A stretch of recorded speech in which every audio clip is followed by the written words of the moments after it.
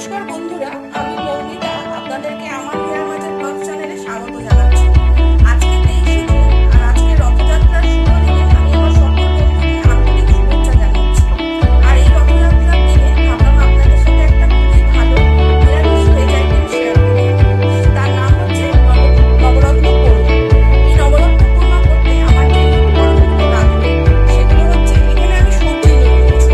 সবজিগুলোর মধ্যে আমার আছে হচ্ছে মিষ্টি আলু, গাজর, বরবটি, ফুলকপি, ক্যাপসিকাম, ঝিঙে, আলু আর বিনস। এখানে যেহেতু অনেক রকমের সবজি পড়ছে, সবজির পরিমাণগুলো কিন্তু আপনারা আপনাদের আন্দাজ মতো একটু অল্প অল্প করে নেবেন। আর লাগবে হচ্ছে, এখানে আমি আদা নিয়েছি হচ্ছে এক বাটি, নিয়েছি হচ্ছে এক বাটি মতন টক দই, এখানে আমি করে নিয়েছি। নিয়েছি হচ্ছে এক বাটি মতন কুচি, আর লাগবে হচ্ছে আমার আদা কুচি, নিরামিষ রসগোল্লা হওয়ার জন্য কাজু আর কিছুটা কাজু, আর সুগারটা আমি অল্প করে নিয়েছি,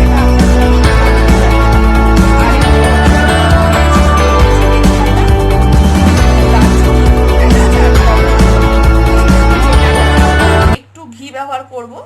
আর এই রান্নাটা কিন্তু আমরা কোনো রকম ভাবে কোনো কাঁচা লঙ্কা বা ঝাল ব্যবহার করব না, এতে কিন্তু শুধুই আমরা গোলমরিচের ঝালটা ব্যবহার করব। বন্ধুরা, এবার আমি একটি কড়াইতে গরম জল করে নিয়েছি।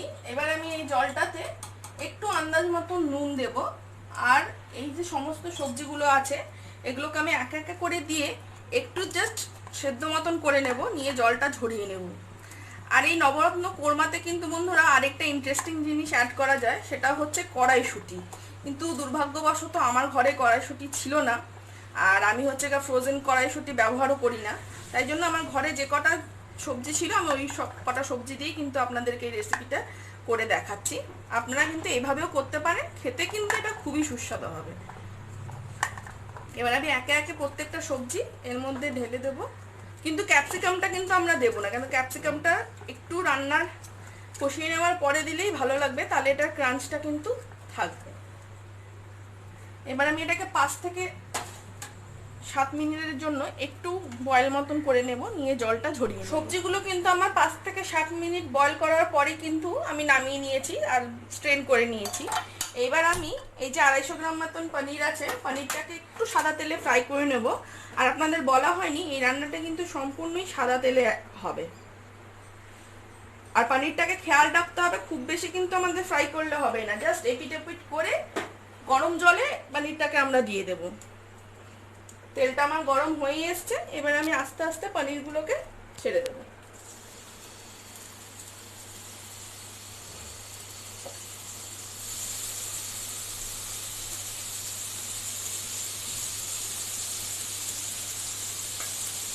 পনিরটা আমার ফ্রাই হয়ে গেছে, ফ্রাই করেই কিন্তু আমি গরম জলের মধ্যে পনিরটাকে দিয়ে দিয়েছি। তাহলে কি হবে, পনিরটা কিন্তু একদম সফট হবে। একদম অনেক সময় পনির কি হয় আমাদের ছিবড়ে ছিবড়ে লাগে, কিন্তু এই জিনিসটা হবে না গরম জলে অ্যাড করলে। এইবার আমি সেম কড়াইতে আর একটু সাদা তেল নিয়ে নেব। সাদা তেল নিয়ে আমি এবার এর মধ্যে একে একে গোটা গরম মশলাগুলো দেব। দেব হচ্ছে তেজপাতা, দেব হচ্ছে 3 থেকে 4টে এলাচ, আর দেব হচ্ছে 3 থেকে 4টে লবঙ্গ, আর দেব হচ্ছে 2টো দারচিনি। এবার এটা একটু ক্র্যাকেল হয়ে যাওয়ার পরে আমি কিন্তু এর মধ্যে এবার ওই সবজিগুলো যেগুলো গরম জলে একটু ভাপিয়ে নিয়েছিলাম, এই সবজিগুলোকে এবার আমি অ্যাড করে দেবো। বন্ধুরা, আমাদের খেয়াল রাখতে হবে এই রেসিপিটাতে কিন্তু আমরা কোনোভাবেই হলুদ ব্যবহার করব না, রান্নাটা কিন্তু আমাদের একদম সাদা সাদা হবে।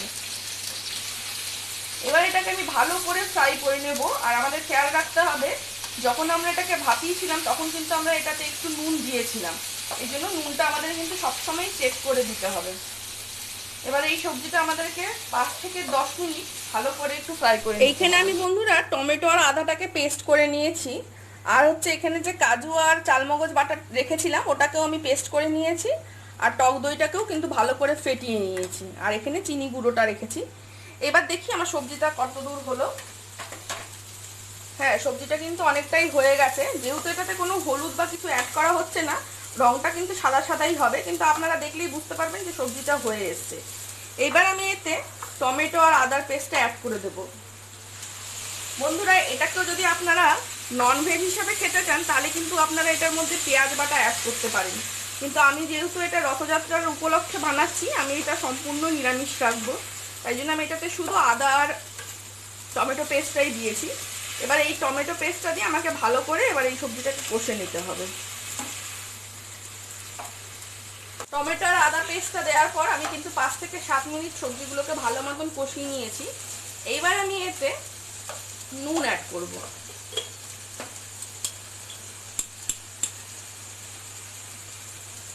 অ্যাড করব হচ্ছে মিষ্টি, মানে চিনি। আর এটা যেহেতু একটা ভেজ আইটেম, মিষ্টিটা কিন্তু একটু বেশি হলেই ভালো লাগবে, খেতে কিন্তু খুবই ভালো লাগবে, তাই জন্য পাউডার সুগার একটু আমি দিয়ে দিলাম।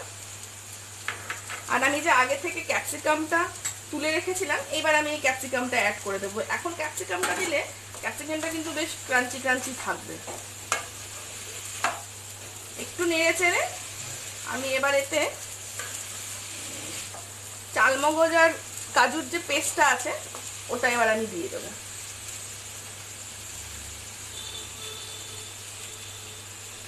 দিয়ে এটাকে ভালো করে আবার 5 থেকে 7 মিনিট কিন্তু কষতে হবে। এটাকে দিয়ে কিন্তু আমাদেরকে ভালো করে কষতে হবে। আর নুনটা মিষ্টিটা একটু চেক করে নিতে হবে আমাদেরকে। আর পনিরটা কিন্তু আমরা সবার লাস্টে অ্যাড করবো এর মধ্যে। 5 থেকে 7 মিনিট কাজু বাদাম আর চালমগজের পেস্টটা দিয়ে নাড়ার পর এবার আমি এতে ফেটিয়ে রাখা টক দইটা দিয়ে দেব। রান্নাটা কিন্তু আমাদের সম্পূর্ণ এরকমই একটা কালার হবে, এতে কোনো রকম কোনো কালার ইউজ করা যাবে না। আর আপনারা কিন্তু নুন আর মিষ্টিটা একটু চেক করে নেবেন। আর এটাতে কিন্তু আমি আগেও বলেছি কোনো রকমভাবে কাঁচা লঙ্কা দেওয়া যাবে না, এটা হচ্ছে গোলমরিচ দিয়ে রান্না করা হয়। টক দই দিয়ে 5 মিনিট একটু নাড়িয়ে চাড়িয়ে নেওয়ার পরে আমি এর মধ্যে পনিরটা অ্যাড করে দেবো।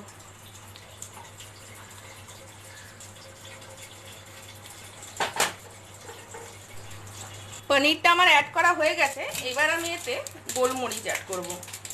গোলমরিচটাও সামান্যই দেব, কারণ এটা কিন্তু ঝাল ঝাল হয় না, এটা একটু মিষ্টি মিষ্টি লাগে। আপনারা বারবার বলছি নুন আর মিষ্টিটা আপনারা বারবার চেক করে নেবেন। মিষ্টিটাও একটু স্বাদের থেকে একটু বেশিটাই লাগে। আর এটা কিন্তু যে কোনো রকমের নান, মিষ্টি পোলাও, ফ্রাইড রাইস, প্লেন রুমালি রুটির সাথেও এটা খুব ভালো লাগে। এবার একটু নাড়াচাড়া করে নেওয়ার পরে আমি এবার এর মধ্যে দুধটা অ্যাড করে দেব।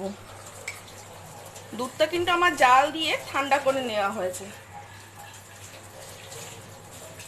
আপনারা দেখেই বুঝতে পাচ্ছেন রেসিপিটা কতটা ভালো হয়েছে। আর আপনারা কিন্তু অবশ্যই এটাকে ঘরে ট্রাই করবেন।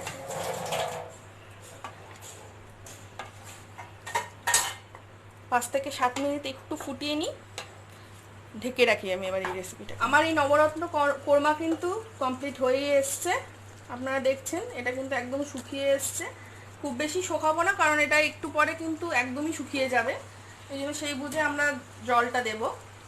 আর এবার আমি ফ্লেমটা অফ করে দেব, কিন্তু ফ্লেমটা অফ করার পরে আমরা একটু এর মধ্যে কিন্তু ঘি দিয়ে দেব, তাহলে কিন্তু রান্নাটা আমার পুরোটাই কমপ্লিট হবে। আপনারা দেখলেন তো বন্ধুরা, কত অল্প সামগ্রী দিয়েই, ঘরে থাকা প্রত্যেকটা জিনিস দিয়েই কিন্তু আমি এই রেসিপিটা করেছি। আর আপনারা এটা একবার অবশ্যই ট্রাই করবেন, আর ভালো লাগলে কিন্তু আমাকে কমেন্ট করে জানাবেন। আমি তাহলে এটাকে আপনাদেরকে পরিবেশন করে দেখাচ্ছি।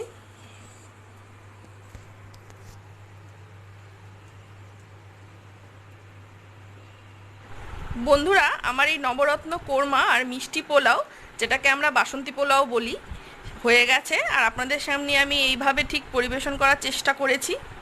আপনারা কিন্তু অবশ্যই এটাকে ঘরে ট্রাই করবেন। আর কেমন হলো, কেমন লাগলো, আর আমার এই পরিবেশনটা আপনাদের কেমন লাগলো অবশ্যই কমেন্ট করে জানাবেন। আর এই রথযাত্রার শুভ উপলক্ষে আমরা প্রত্যেকেই জগন্নাথ দেবের কাছে নিবেদন করব যে আমাদের চারিদিকে যেই পরিস্থিতিটা চলছে, আমরা প্রত্যেকেই যাতে এই পরিস্থিতিকে কাটিয়ে উঠতে পারি, আর প্রত্যেকেই যাতে আমরা সুস্থ থাকি, আমাদের চারিপাশটা যাতে খুবই ভালো থাকে। আর আপনাদের আমার এই রেসিপিটা যদি ভালো লাগে আমাকে কমেন্ট করে জানাবেন, আর আমার চ্যানেলটাকে অবশ্যই সাবস্ক্রাইব করবেন। ধন্যবাদ।